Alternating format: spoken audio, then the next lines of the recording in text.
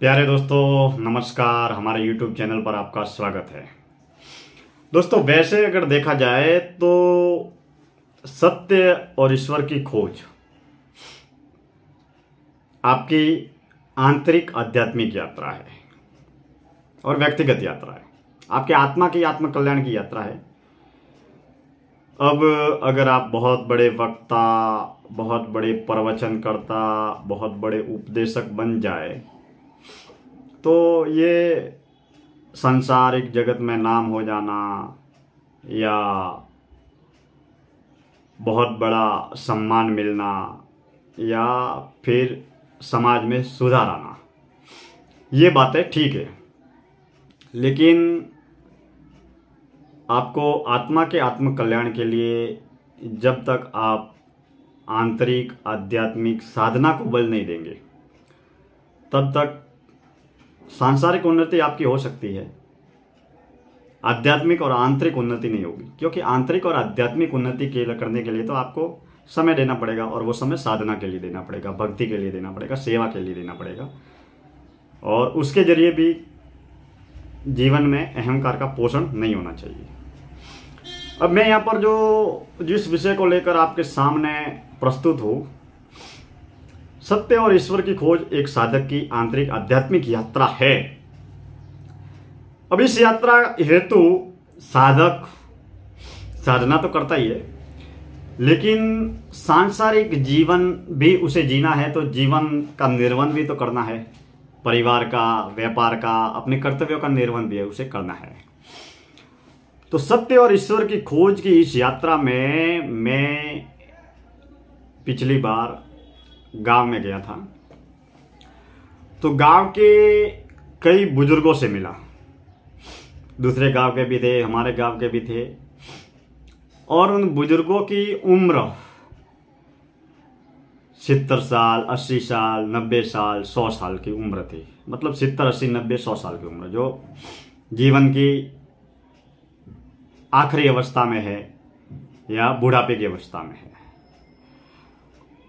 अब उन बुजुर्गों से मिला तो मैं, वैसे तो कोई सामान्य व्यक्ति मिलता है तो क्या खा रहे हो, क्या पी रहे हो, क्या तकलीफ हो रही है, हॉस्पिटल जाना, दवाइयाँ लेना, अच्छे कपड़े पहनना, ध्यान रखना और भगवान का नाम लो, बस यही बोलते हैं सर्वसामान्य। लेकिन मैं मेरे प्रयोगों को लेकर जब उनसे मिला तो एक साधक के तौर पर, एक दार्शनिक के तौर पर, एक तत्वज्ञानी के तौर पर मैं उनसे मिला और एक नहीं कई बुजुर्गों से मिला। ये मैंने मतलब एक प्लान बनाया कि मेरे को बुजुर्गों से ही मिलना है। वो 70, 80 साल के हो, बहुत सारे घरों में जाना भी हुआ, बातचीत हुई।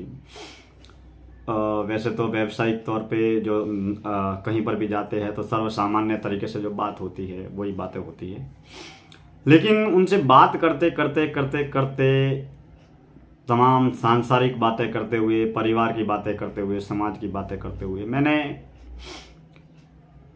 ये जानने का प्रयास किया कि उनके दिल में, दिमाग में क्या चल रहा है।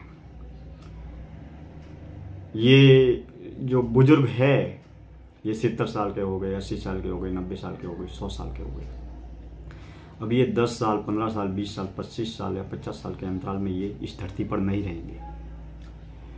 तो इन बुजुर्गों के दिमाग में क्या चल रहा है? क्या ये मौत को लेकर भयभीत है? क्या ये स्वास्थ्य को लेकर क्या सोच रहे हैं? ये घर परिवार समाज को लेकर क्या सोच रहे हैं? ये सत्य और ईश्वर को लेकर क्या सोच रहे हैं? क्या ये जो बुजुर्ग है, जो मरणासन की आखिरी स्थिति में पहुंचे हैं या पहुंच रहे हैं, इनका अंतःकरण ईश्वर के प्रति समर्पित है या नहीं? ये तो हुए सारे आध्यात्मिक अनुभव। फिर इसके बाद में मैंने जो महसूस किया कि ये जो बुजुर्ग है वो बहुत अकेलापन महसूस कर रहे हैं। अब क्यों कर रहे हैं ये भी चिंतन का विषय है। तो जब आप सजगता से जीवन जब जीते हैं तो आपको बहुत कुछ मालूम भी पड़ता है, आप अनुभव भी करते हैं सामने वाले व्यक्ति के दिल और दिमाग में क्या चल रहा है, वो क्या कह रहा है, क्या कह रहा है, उसका चेहरा क्या बोल रहा है, उसकी बॉडी लैंग्वेज क्या बोल रही है। वैसे तो सर्वसामान्य जीवन में हम बहुत सारे बुजुर्गों से मिलते रहते हैं, एक जगह मैं वहाँ पर मिला और उस अवस्था में मैं बुजुर्ग को देखने के लिए काफ़ी लंबे समय से प्रयास भी कर रहा था। प्रयास ये था कि मैं एक ऐसे बुजुर्ग से मिला जिसके प्राण छूटे नहीं है, मतलब मौत भी नहीं हुई है और मौत हुई नहीं है और मौत की आखिरी अवस्था में है। अब उसकी सांसें चल रही है, उसकी आत्मा, प्राण या सूक्ष्म शरीर बहुत आकुल व्याकुल हो रहा है। अब वो बुजुर्ग न तो देख पा रहा है, न बोल रहा है, न बातचीत कर रहा है, बस केवल सांस चल रही है। मतलब मरा भी नहीं है और जिंदा भी नहीं है, बिल्कुल पत्थर की तरह, ना हिल सकता ना डुल सकता, या थोड़ा बहुत हिल भी सकता है तो ऐसे ऐसे थोड़ा बहुत हो रहा है बस। उस बुजुर्ग व्यक्ति या आत्मा के पास में बैठकर मैंने बड़ी सजगता के साथ में जीवन को जानने का जब प्रयास किया तो बहुत कुछ अनुभव बटोरे जिंदगी को लेकर। ऐसे जब कई बुजुर्गों से मिला, वो बुजुर्ग तो खैर बातचीत नहीं कर पा रहा था, ये एक अलग अनुभव था, लेकिन जब अन्य बुजुर्गों से मिला तो बातचीत के दौरान बहुत कुछ जाना। वो सब जाना जो मेरे को जानना था। बातचीत के दौरान ये महसूस हुआ कि वो क्या दिल दिमाग में चल रहा है, उनकी बुद्धि में क्या चल रहा है, उनके शरीर में क्या चल रहा है, वो क्या कह रहे हैं, क्या कर रहे हैं, उनका माइंड, मेमोरी, दिल दिमाग, बुद्धि, विनय, विवेक किस में लगा हुआ है। और सबसे बड़ा सवाल का हल जो मिला मुझे वो ये मिला, जो लोग अक्सर ये कहते हैं कि जवानी में भक्ति नहीं करनी चाहिए, बचपन में भक्ति नहीं करनी चाहिए, जवानी में केवल कमाने में, धन दौलत पैसा कमाने में ध्यान देना चाहिए, भक्ति के लिए बुढ़ापे में करेंगे, बुढ़ापा भक्ति के लिए है, आत्मज्ञान के लिए है, आत्मकल्याण के लिए है। जब मैंने उन बुजुर्गों से प्रैक्टिकल व्यक्तिगत रूप से मिला तो वाकई में बहुत कुछ मेरे को जानने को मिला और ज़िंदगी के बारे में बहुत सारा कुछ सीखने को भी मिला। खैर, आंतरिक आध्यात्मिक अनुभव एक अलग बात है, साधक के संसार के लिए अलग विषय है, वो व्यक्तिगत विषय है। लेकिन उन अनुभवों के दौरान वो बुजुर्ग, उनकी संतानें कहाँ पर है, उनके पोते कहाँ पर है, उनकी बहुएं कहाँ पर है, वो उनके प्रति क्या सोचते हैं, घर परिवार के लोग बुजुर्गों के प्रति क्या सोचते हैं, इत्यादि बहुत सारे लंबे अनुभवों की गाथा है। और मेरे इन अनुभवों को जब मैं बहुत चिंतन के साथ में, विस्तार के साथ में जब मैं आपके सामने साझा करूंगा तो बहुत कुछ मुझे भी सीखने को मिलेगा और आपको भी जानने, पहचानने, समझने और सीखने को मिलेगा कि हमारा परिवार, हमारा समाज, हमारा घर, हमारा धर्म किस दिशा में जा रहा है।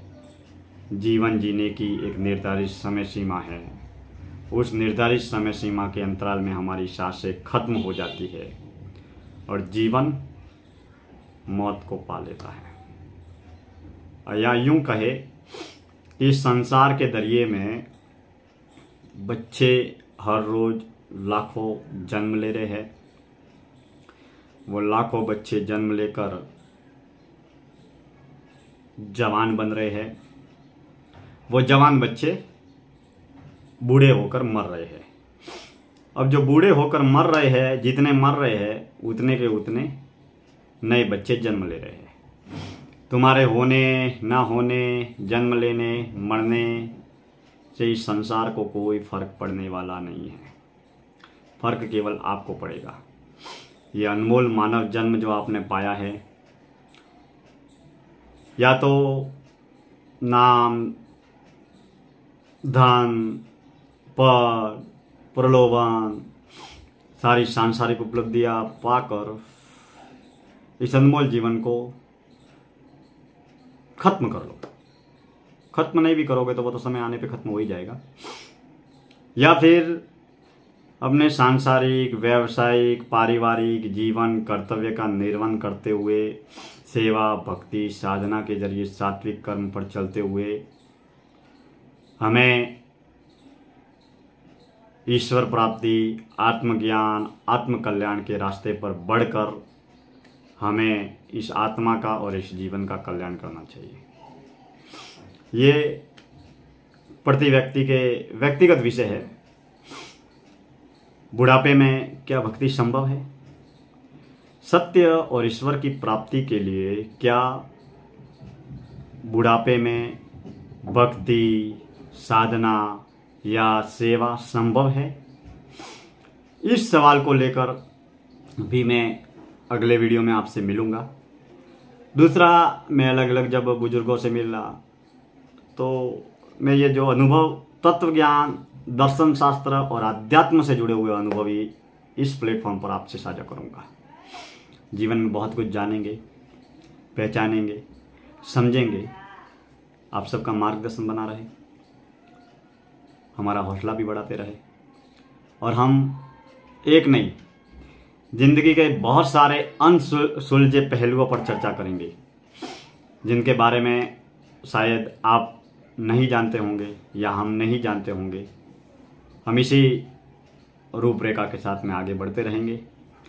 अगले वीडियो में बुजुर्गों के अनुभव को लेकर मैं बहुत ही सुव्यवस्थित चिंतन, समीक्षा और निष्कर्ष के साथ में आपसे मिलूंगा, क्योंकि जिंदगी का एक एक लम्हा जा रहा है, फिर से नहीं आ रहा है। एक एक दिन जा रहा है और तुम प्रतिपल प्रतिक्षण मौत के करीब जा रहे हो। तुम्हें कोई बचाने वाला नहीं है मेरे दोस्त, सिवाय तुम्हारे कर्मों के। कर्म फल तुम्हारे साथ में चलेगा, सिवाय कुछ भी नहीं चलेगा। धन, दौलत, नाम, पैसा, प्रॉपर्टी, ये ठीक है, सांसारिक संसार को चलाने के लिए ठीक है, लगे रहिए।